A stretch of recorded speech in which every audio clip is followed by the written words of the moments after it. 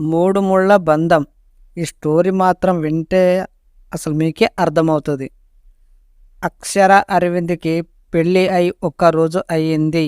ఈ రోజు వాళ్ళ ఫస్ట్ నైట్కి ఏర్పాటు చేస్తున్నారు. అరవింద్ రూమ్లో కూర్చొని అక్షర ఎప్పుడు వస్తుందా అని చూస్తూ ఉన్నాడు. ఎంతకి రాకపోయేసరికి విసుగు. అబ్బా, ఇంకా ఎంతసేపు అలంకరిస్తారు వీళ్ళు, అలంకరించి పంపేలోపు తెల్లారేలే ఉందిగా అని అక్షర చెల్లికి కాల్ చేశాడు. అక్షర ఫోను నవ్వి దగ్గర ఉంది. నవ్య చూసి అక్క, బావ కాల్ చేశాడు అని పెద్దగా చెప్పేసరికి అక్షర వదిన విని నవ్వుతూ, మా తమ్ముడు నువ్వు వెళ్ళేదాకా కూడా ఆగలేకపోతున్నాడు అనుకుంటా అని నవ్వి త్వరగా రెడీ చేసింది. అక్షరకు అరవింద్ మీద కోపం వచ్చిన బయటకు తేలినివ్వకుండా నవ్వుతుంది. అక్షరను రెడీ రూమ్ల దగ్గర వదిలేసి వెళ్ళారు. అక్షర కోసం ఎదురు చూస్తూ ఊహల్లోకి వెళ్ళాడు. అక్షర పాలు గ్లాసు తీసుకొని సిగ్గుపడుతూ, ఏమండి పాలు తీసుకోండి అని ఇచ్చి మిగిలిన పాలు తను తాగి కాళ్ళకి దండం పెట్టి లేచి తన కౌగిలలో ఒదిగిపోయినట్లు ఊహించుకున్నాడు. ఇంతలో డోర్ దడేల్మని తెరుచుకుని అక్షర రూంలోకి వచ్చి పాల గ్లాసును టేబుల్ మీద పెట్టి నడుము మీద చెయ్యి పెట్టుకొని కోపంగా అరవింద్ని చూస్తూ, నిన్ను అసలు ఎవరు ఫోన్ చేయమన్నారు అని సీరియస్గా అడిగింది. తను ఊహించుకున్నది ఏమిటో ఇప్పుడు జరిగింది అర్థం కాక అయోమయంగా చూస్తూ ఉన్నాడు.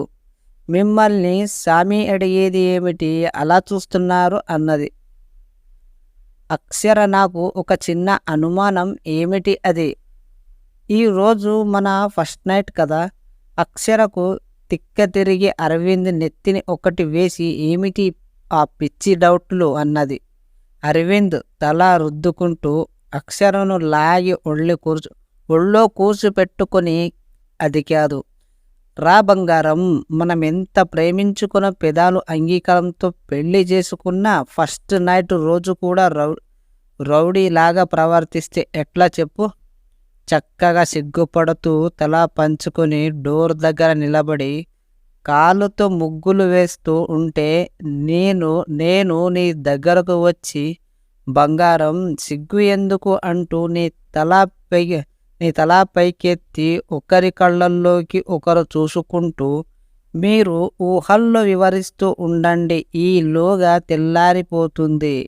మా పుట్టింటి వాళ్ళు వచ్చి నన్ను తీసుకువెళతారు. నెల దాకా నేను ఇక్కడకు రాకూడదు, మీరు రాకూడదు. అదేమిటి బంగారం అంత షాక్ ఇచ్చావు? అవును బుజ్జి, నెల వారితే ఆషాఢ మాసం వస్తుంది.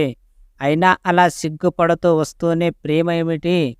నేను సరదాగా అన్నాను కానీ రేపటి సంగతి ఏమిటి? నిన్ను చూడకుండా నెల రోజులు ఎలా ఉండాలి బంగారం అని ముంగురులు నవరిస్తూ అడిగాడు.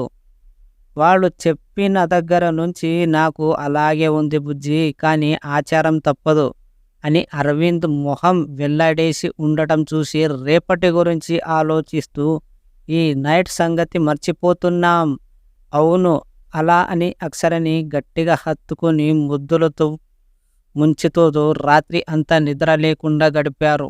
ఉదయాన్నే డోర్ కొడుతుంటే అక్షర అరవింద్ కౌగిలలో ఉండి, బుజ్జి డోర్ కొడుతున్నారు, ఇంకా లేవలేదు అని వాళ్లే వెళతారు లే, మనం అస్సలు నిద్రపోలేదు కదా బుజ్జి, ఆ విషయం వాళ్ళకి తెలియదు కదా బంగారం అని అనుకుంటుంటే మళ్ళీ కొడతారు.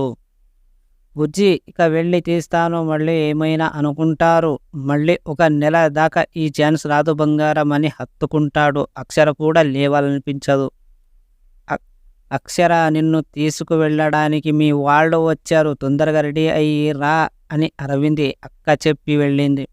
ఆ వదిన వస్తాను అని చెప్పి, బుజ్జి లే, నేను వెళ్ళాలి, నేను లేవను అన్నట్టు తల ఊపుతుంటే అక్షర నవ్వుతూ, చిన్న పిల్లాడిలా ఏమిటి మారం అన్నది. నీకు ఏమి తెలుసు నా బాధ? తెలుసు బుజ్జి, కానీ తప్పదు కదా అని లేచి రెడీ అవుతుంది. అక్షర రెడీ అవుతుంటే బెడ్ మీద పడుకొని తల కింద చేతులు పెట్టుకుని అలా చూస్తూ ఉన్నాడు. ఏమిటి స్వామి, లేచి రెడీ అవ్వండి, బయటకు వెళ్దాం. నెల రోజుల దాకా చూసుకోవాలి కదా. అందుకే నీ రూపాన్ని కళ్ళల్లో నింపుకుంటున్నాను.